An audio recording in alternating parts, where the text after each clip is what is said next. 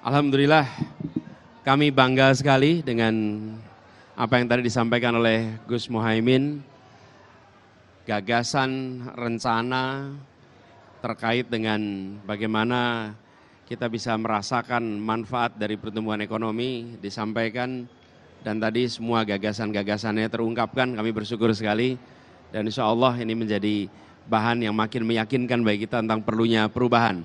Monggo Gus.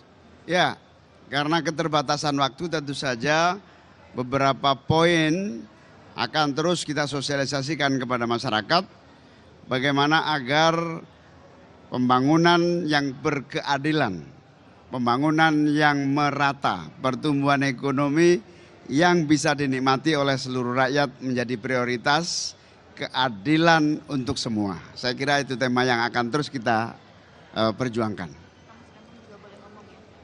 Oke. Baik. 3 pertanyaan untuk teman-teman rekan media. Sebelah sana. 1. Mas yang iya itu Mas yang benar tadi. Oke. Medianya ya Mas, tolong disebutkan dan langsung pertanyaannya. Baik, izin Caimin, saya Ayubi dari apahabar.com. Apahabar.com. Apakabar.com.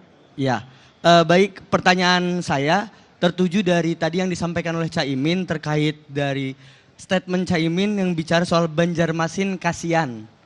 Lalu ada 3 kota yang di-highlight di Kalimantan, Banjarmasin, Pontianak, dan Balikpapan. Nah, di sini Caimin bilang Banjarmasin Kasihan, itu maksud kasihannya itu apa dan kenapa? Lalu memang langkah apa yang bisa dilakukan dari pasangan calon nomor 1 ini untuk membuat pemerataan di sana? Khususnya di Banjarmasin itu sendiri. Terima kasih. Baik, boleh langsung dijawab, Cak. Ya, banyak kota-kota kita yang masih bisa ditumbuh kembangkan menjadi kota yang maju, terutama infrastruktur dan kebutuhan air. Banjarmasin hari ini ada 2 masalah besar. Yang pertama adalah keterbatasan air bersih menjadi problem utama masyarakat. Bukan Banjarmasin. Yang pertama, Banjarmasin kadang masih problem jalan raya. Jalan yang masih menjadi kekurangan karena terjadi kerusakan jalan di mana-mana. Yang kedua, Pontianak APBD-nya hanya 1 triliun. Bayangkan kalau kita bisa tambah sehingga aspek pembangunan pemerataan itu terjadi. Yang ketiga tadi apa? Lupa saya. Balikpapan ini hari ini listrik juga sangat kesulitan, jalan masih banyak yang rusak dan juga air bersih menjadi problem utamanya. Karena itu prioritas pembangunan yang harus kita lakukan adalah pemerataan. Anggaran ini diprioritaskan kepada pembangunan kota-kota sehingga tumbuh menjadi lebih cepat maju. Baik, cukup. Kita berikan ke rekan-rekan media sebelah sini, tidak ada? Oke, Mas yang di belakang sana. Nanti baru yang cek joket coklat.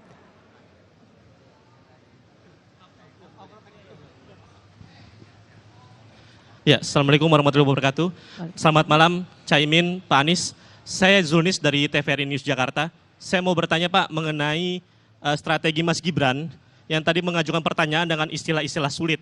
Dan terlihat sekali Gus Imin dan juga mungkin Pak Mahfud tadi kesulitan untuk menjawab itu.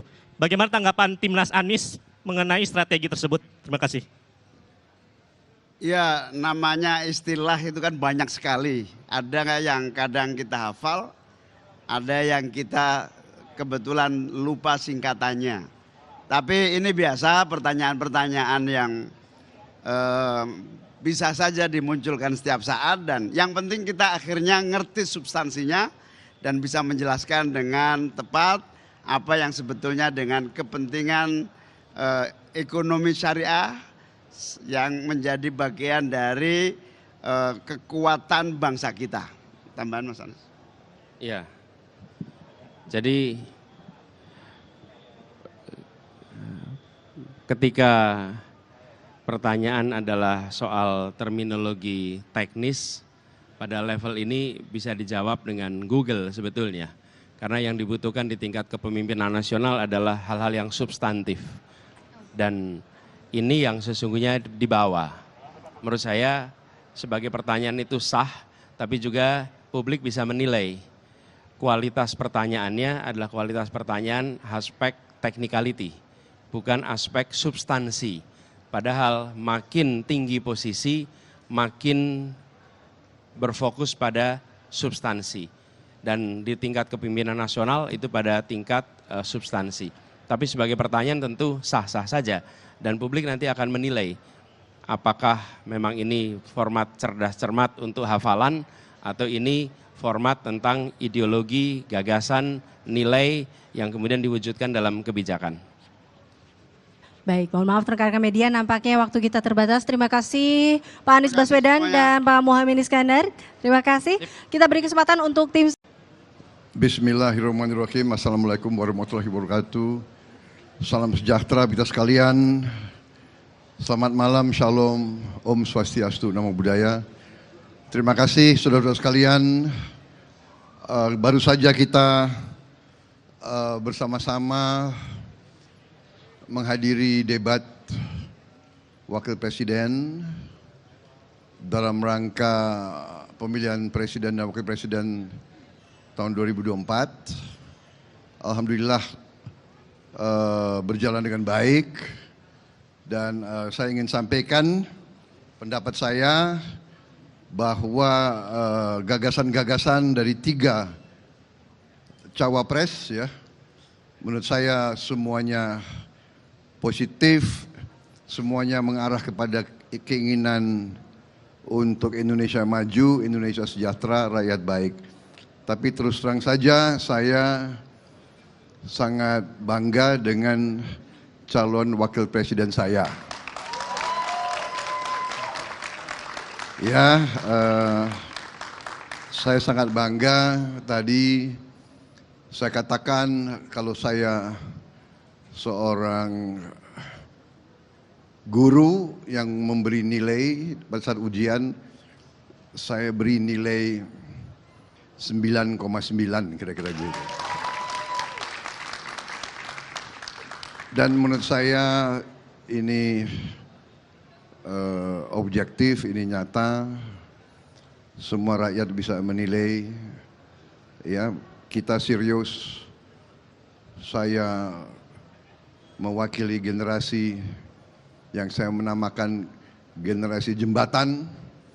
Kami menganggap diri kami jembatan untuk nanti generasi penerus, generasi muda akan liwat menuju Indonesia emas, Indonesia hebat, Indonesia adil dan makmur. Saya kira itu dari saya. Selamat malam. Selamat Mas Gibran. Mas Gibran.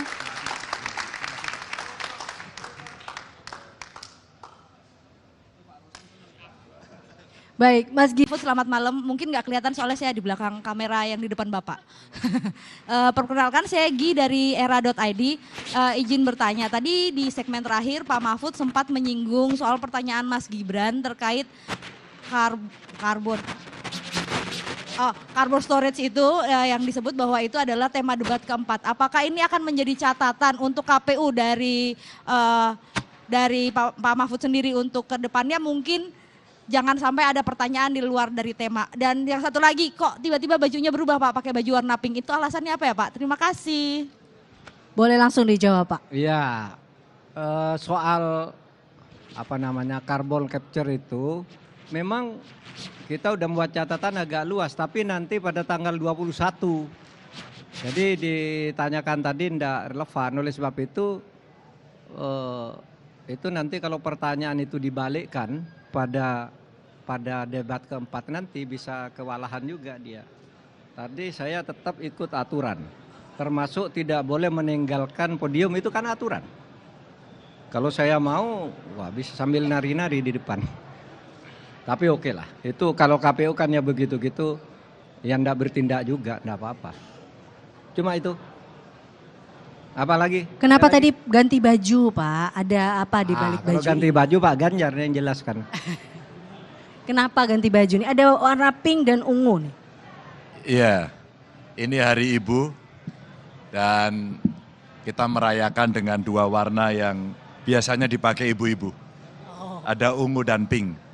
Karena kami hari ini mengatakan I love you Ibu. I love you Ibu. Oke, terakhir teman-teman media.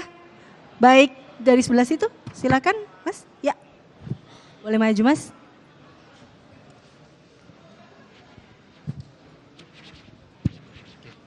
Tes.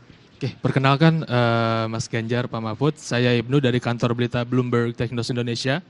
Saya ingin menanyakan 3 poin. Pertama ini mungkin di debat tadi yang menjadi hal membuat PD Pak Mahfud itu di dalam tema apa, yang membuat puas Pak Mahfud di dalam tadi tema apa ya spesifik. Itu pertama. Dan kedua, saya mau minta tanggapannya mungkin setelah debat ini mungkin ke depan ada optimistis untuk menaikkan elektabilitas. Dan yang ketiga, terakhir nih, tanggapannya mungkin belakangan Paslon 03 ngomong soal endasmu etik. Terima kasih. Silakan. Bagi saya sama aja tuh. Mulai dari 1 sampai 5 saya pede saja. Karena itu satu paket yang disiapkan di kepala saya. Meskipun tidak secara khusus, sambil baca koran, sambil lihat TV gitu, itu sudah dipasang di kepala. Jadi saya pede semuanya untuk itu. Tapi yang paling saya senang itu adalah segmen terakhir kelima, karena saya konkret menyampaikannya yang akan kita lakukan untuk mencapai 7% pertumbuhan.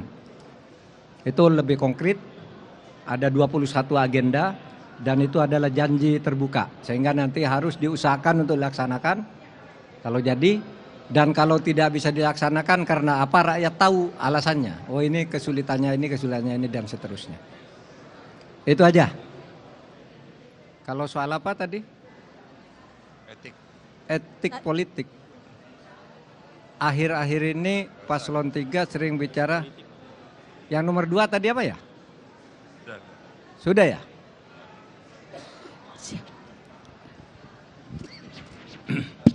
Tadi baru 1 berarti ya? Ya tadi Mas, tanggapannya yang soal ini, PD bakal menaikkan elektabilitas nggak dari debat ini? Sama tadi satu lagi terakhir yang tanggapan soal pasangan Paslon 2, tanggapannya soal endasmu etik itu. Terima kasih. Oh gitu. Kalau menaikkan elektabilitas itu ya sudah optimisme kami, bahkan sudah merupakan keyakinan.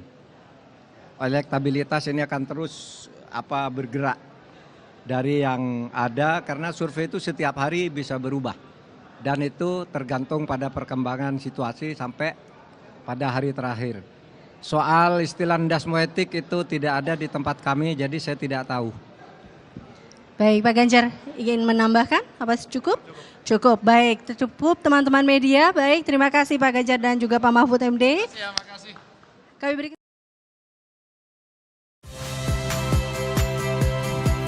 Saya Cynthia Rompas.